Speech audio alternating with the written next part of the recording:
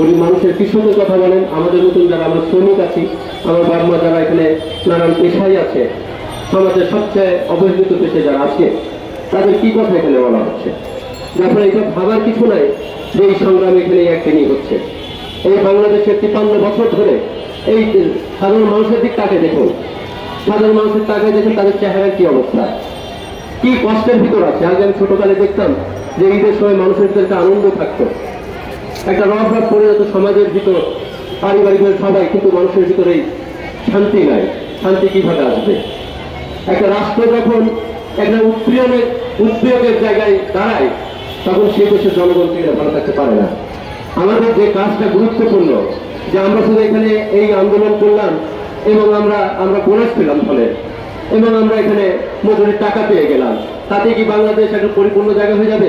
কিন্তু এটা মনে রাখতে হবে যে আমাদের অনাগত যেসব সন্তানরা আসছে, যারা বড় হচ্ছে, তারাও কি এইভাবে দীর্ঘদিন ধরে এই ভাবনার দ্বারা আমরা এইভাবে চিৎকার করতে থাকবো?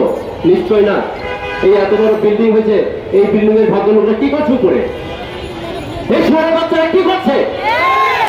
আমরা যে নিচে এখানে বসে আছি, আমরা ডাকাত না, আমরা কি বাটপার না চোর? এই শহরের বাচ্চারা দেখছে আমাদের দিকে, তাদের কোনো দরদ নাই। তারা বসে আছেন, হালুয়া রুটি খায় তারা। আজকে যান বড় বড় হোটেলে গিয়ে দেখুন কিভাবে ইফতারি সেটা তারা করছে। আর আমরা এখানে কি ইফতারি করি? সমাজের আরো ভিতরে যায় দেখুন, মানুষের মনে করে সুখ নাই।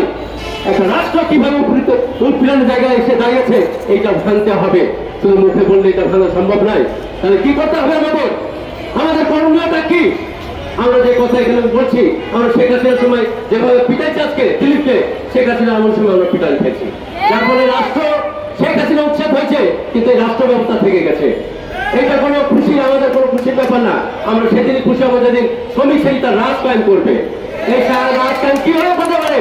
এখানে সংগ্রাম করতে হবে, এবং গ্রামে গ্রামে গার্মেন্টসে যেখানে যা থাকেন সংগঠন গড়ে তুলুন। বিপ্লবী সংগঠন ছাড়া আপনাকে রক্ষা পাবেন না।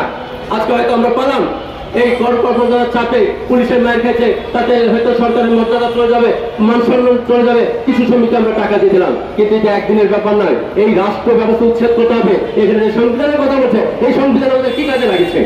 যখন আমাদের দাবি তুলতে হবে নতুন সংবিধান, এবং সেটার জন্য আমাদের লড়াই করতে হবে। সংগ্রামী বন্ধুগণ, এই বাংলাদেশের আজকে আরো একটি কথা বলে রাখি, আজকে কিন্তু 25শে মার্চ, এটা খুব স্মরণীয় দিন। আজকে পাকিস্তানের সেনাবাহিনী আমাদের জনগণের উপর গণহত্যা চালিয়েছিল, এবং আমরা দেখছি বাংলাদেশ স্বাধীনতা হওয়ার পর পুলিশ আমাদের বন্ধুদের উপর এখানে এই দমন প্রেরণ চালাচ্ছে। এবং আমাদের যারা বন্ধু আছে, যে নারী শ্রমিক বন্ধুরা আছে, তাদের উপর পুলিশ পিটিয়েছে। আমরা পুলিশকে জিজ্ঞাসা করতে চাই, এখানে দারোগারা দাঁড়িয়েছেন, সাধারণ যারা এখানে পুলিশ আছে, তারা গরিব ঘরের সন্তান। এখানে এই আর্মিগুলো দাঁড়িয়েছে, তারা গরিব ঘরের সন্তান, কিন্তু তারাই আজকে আমাদের উপর লাঠিচার্জ করছে। এইটা যদি মনে করেন যে পুলিশ এটা হাসিনা বানিয়ে গেছে, হাসিনার সব দোষ, তাহলে এটা হবে ভুল। একটা রাষ্ট্র সবসময় বড় পক্ষপাতী থাকবে, অর্থাৎ রাষ্ট্র কোন শ্রেণীর হাতে থাকবে সেই শ্রেণীর সেবা করবে। তাহলে আজকে বাংলাদেশের রাষ্ট্র কাদের হাতে আছে? এই ইউনুসকে, যারা তত্ত্বে সমন্বয়করা আছে, যারা উপদেষ্টা আছে, তারা কোন শ্রেণীর মানুষ? কয়েকটা শ্রমিককে নিয়ে এখানে উপদেষ্টা করা হয়েছে হয়নি, কিন্তু রক্ত তো আমরা দিয়েছি, আমরা মায়ের খেয়েছি, আমাদের ছেলেরা পঙ্গু হয়েছে, আমাদের স্বামীরা, মহিলা তাদের স্বামী হারাইছে, বাপ তার ছেলে তার বাপকে হারাইছে, ওই তার স্বামীকে হারাইছে। কোনো বিচার নেই এখানে, কোনো বিচার হচ্ছে না, কোনো তদন্ত হচ্ছে না, কোনো সহযোগিতা হচ্ছে না। যার ফলে এই একটা প্রক্রিয়া যদি আপনার চলতে থাকে, এইটা চলতেই থাকবে যদি আমরা এটা বিরোধিতা এবং এই লড়াই আমরা ফাইট না দিই। আমরা বন্ধু মনে করি যে বাংলাদেশের 53 বছর ধরে যে বাংলাদেশ প্রতিষ্ঠা হচ্ছে, এটা বড় রাষ্ট্র হয়েছে। আপনি দেখেন এই রাষ্ট্রে 53 বছরের সংসদে কি আইন হয়েছে। এই যে আজকে যারা এই মালিক এসে নিয়েছে, এই মালিক শ্রেণীকে রক্ষা করার